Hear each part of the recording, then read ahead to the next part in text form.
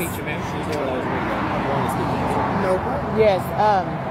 He said he stopped us because he was going a little bit over the speed limit, and he asked for his information, license, registration. He didn't have a license. He has insurance. So they talked back here, and then he comes to the vehicle, and well, he told them that he was going to let him off with a warning before he even pulled him back here. So he pulls him back here. I don't know what conversation ensued between those two. He then comes and he asks me for my identification. I said, my driver's license. And he said the reason being is because he doesn't have a license. He said that you do. I said, oh, well, yes, I have a driver's license. Gave him my driver's license. He then comes back here. And then he then comes and he says that he gave him permission to search the vehicle. And he asked me to get out. When I got ready to get out, I grabbed my purse like any woman does. That's your personal property. I grabbed my purse to get out the vehicle. He then tells me to leave my purse in. I said, why am I supposed to leave my purse in the car? He said, because he gave me permission to search. I said, he gave you permission to search his personal property. You have to ask me for permission to search my personal property. That's my personal property. I didn't even say that he couldn't. I said, you have to ask me for permission, you know. And then he tells me, well, I'm going to ask you, and then I'm going to tell you, and then I'm going to make you. And I have this recorded as well. I said again, like I said, he said, what do you have in the purse? I said, I don't have anything but a pocket knife like he told you that he had. He said, I'm not caring about a pocket knife. I said, okay, well, I don't have anything in my purse. I even opened the purse and said, I can show you. Ma'am, put your purse down. I don't know if you have anything. I just told you I don't have anything in the purse. I'm going to take this out so I can hear you, okay? Okay. I understand that, you know, you guys have your protocols, but you asked me a question and you didn't even give me a chance to completely answer you. You started cutting me off and you started asking me accusatory questions, you know? And he kept telling me that this man has the right to let him search my personal property. And then he said, are you not operating the vehicle? Weren't you operating the vehicle? No, I was not. I'm a passenger in the vehicle. I was not operating the vehicle. He said again, well, he said I can search the vehicle. That's his business. Again, this is my personal property. You have not got permission to search that. He asked me to get out of the vehicle. He asked me to come back here. He asked me to leave my purse in the vehicle. I did that. And he said, if you want, you can speak to my supervisor. I said, that's fine. What I'm not understanding is how a warning went to, can we search, or do you have weapons, do you have guns?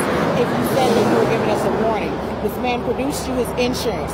Everything is legitimate. I'm not wanted, he's not wanted. How did it escalate to this? I can't help but to think that it's racially motivated, you know? I can't help but to think that it's racially motivated. It's not with this officer. And most of the way it works,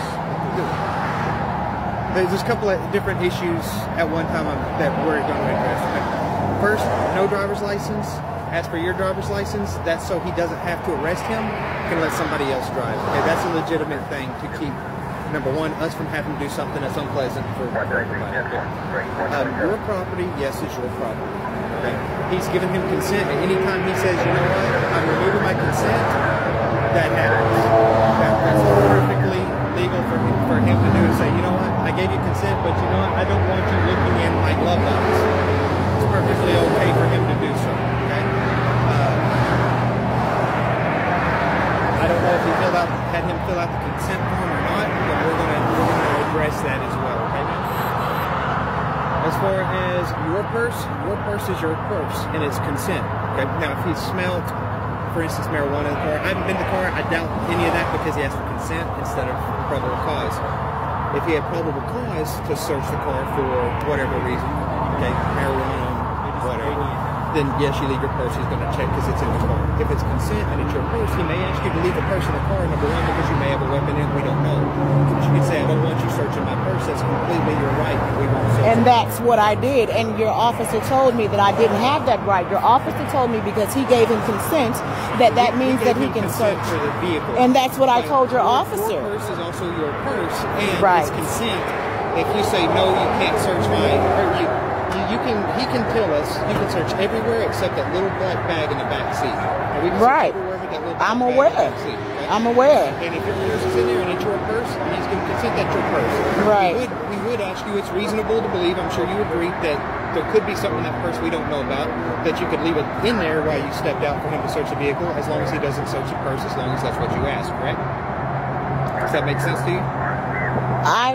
It makes a lot of sense to me, but what I don't agree with is, it should not have happened. And then what I don't agree with, you stated that he was asked for his driver's license so you wouldn't have to take him to jail. I do know that you need a driver's license to operate a vehicle when you're operating. You go to jail. I arrest people all the time for right. I'm sure that you may have, but I'm saying in regards to the law, we have the right to travel unmolested. We're not operating a vehicle for pay. So we have the right. We have the right to travel unmolested without being asked to submit papers when we have committed no crime. He was stopped for committing a crime. He was speeding. Okay. Okay. It was ruled that getting pulled over, a traffic stop, is a temporary detention, a temporary arrest. At that point, he needs to produce his driver's license. Okay. Hang on, wait. For him to ask you for your driver's license, he's trying to find a legal way for us to let you take that vehicle, so we don't impound the vehicle or have to arrest somebody. I get that, and I get that. We're here on that. But at that point, so when we get to I have a valid driver's license and that I am not a criminal, I don't have any warrants, why are we going further than that? He asked him for consent, he gave him consent. Okay, and what right. And what you're saying is that he does not have the right to search my property, right? We agreed on that. You said that. If you told him not to search your purse, and I did that. Then yes. And he told me, officer, did you not tell me that? Give me just 1 minute. Just 1 second. You have to buy that because look at it, lights and everything else. You have the right to allow them to search your vehicle, and he said you also have the right to tell them that you don't want your vehicle searched anymore at any time. He told me that he had the right to search my purse. His supervisor just said he does not, that it is my right and that is my personal property and I have to give consent. Right. But he told me that that's not true. And I have this officer on camera saying that I had to allow him because you can give him permission for that. And that's why we're here. That's why he escalated it, because he wanted to do something that he knows was not legal. And he tried to say that I did not know my right or I did not know the law in regards to consent to search and your personal property. So why are we here? I don't have anything to hide either, but like I said, I have a lot of women. Our stories added up. They matched up. You asked us separately. Why are we still here? He is not searching a purse. I told him not to do that at your request, okay? Miss Africa? Do you have any questions for me? I just want to make sure that we're clear. Did you go into my property?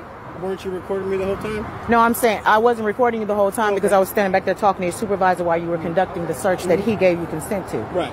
I just want to make sure that your supervisor confirmed that I do, in fact, have the right to say that you cannot search my property. Didn't I tell you that you need to leave your purse in the property? That you need to leave your property in the vehicle? Again, can I finish with my statement, please?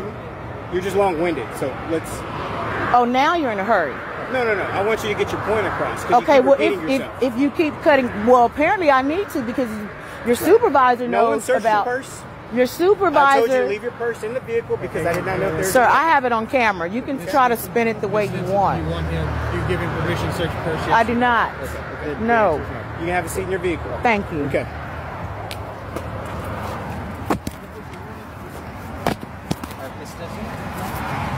I'm going to give you a case number, okay?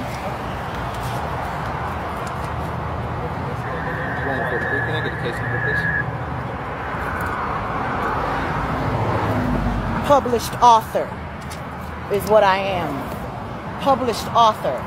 Not a criminal, not a drug addict, not a drug dealer. A very positive, influential person in the black community. You don't know who you're speaking to and don't assume that we all are criminals. I get highly offended because of that. I do a lot of work in the community. I understand. These are my books that I wrote. This is not an idiot. This is going to be the case number. Thank you. If you'd like to get a copy of this report, I'm also going to write a supplement to the report addressing your concerns. Okay? I'm going to visit with Officer Melendez about this incident so we can avoid, so we can find better ways to communicate moving forward. I think part of it is a communication issue on his part, and Well, you have to listen.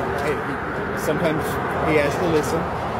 So they're calling a different number. All right. So you ready? I'm ready. And you Do I got to drive? Yes, Yeah. ma'am. Okay, that's fine. And what is the name of your book? I'm curious. I can give you my card. 720 Degrees of Rhyme is my poetry book, and I also have a Afro sci-fi novel called A Timeless Dynasty. I'm currently writing the second. That's my website. You sure can, and all of my work is on there. You sure can. I have a podcast. I actually have a very large following on social media. Yes, I sure do. My grandfather was one of the National Guard troops that volunteered to walk folks into the high school in Arkansas back in the day. He volunteered for it. But I've got a family history of combating the issues that are number one a concern to America that you voiced here. So it's something I do take near and dear. We are going to address it, find better ways to communicate to avoid these issues of miscommunication. And if there is something that's a genuine concern, that's a genuine problem, we will address it. Okay. Miss Africa, it's very nice to meet you. Thank you, Officer Shaw. I appreciate it. You have a good day. Your name is